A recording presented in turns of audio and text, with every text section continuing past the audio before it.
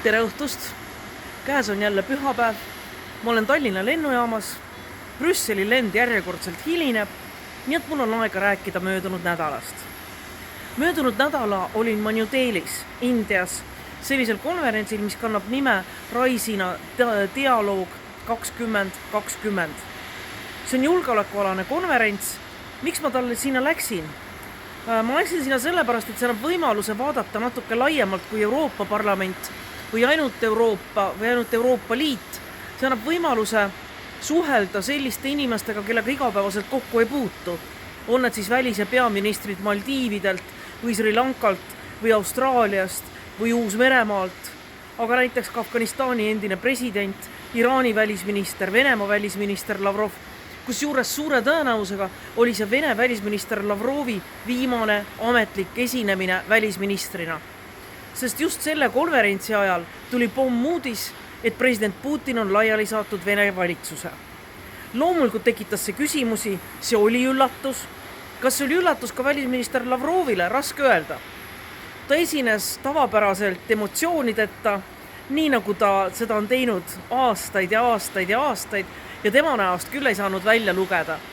Kas ta teadis, et see on tema viimane esinemine välisministrina ja mida ta üldse tulevikust arvab? Kas ta võib ka jätkata järgmises valitsuses, mille president Putin moodustab? Minult küsiti ka seda, minult kui endiselt Venemaa suursaadikult, et kuivõrd oli ette arvatav president Putini käik. Seda võin ma küll öelda, et Kremlist saladused välja ei tilgu. Või kui nad lekivad, siis nad lekivad väga kitsas ringis. Ehk reeglina president Putini kõik taolised otsused, on see siis uue peaministri ametisse nimetamine, kellegi väljavahetamine, olnud suhteliselt ootamatu, aga kõik analüütikud ütlevad ja siin ma olen nõus, eks ta valmistab ette aastat 2024, kui saab otsa tema juba 3. või 4. aeg Vene presidendina, aga ta ikkagi sooviks mingil kujul jätkata nii, et tema võim ei kaoks, nii et temale lähedal olevad inimesed oleksid kaitstud ja nende kallale ei tuldaks. Aga Indias rääkisime ka Euroopast. Minu Facebookis on lingid videotele.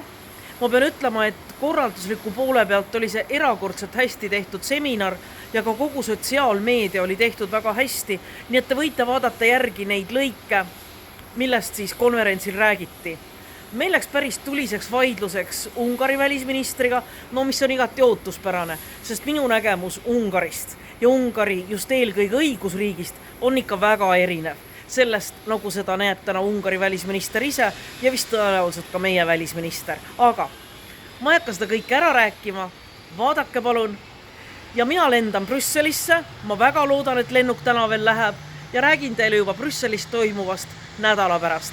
Kõigile ilusat pühapäeva õhtut ja ilusat, head, edukat, töökat järgmist nädalat.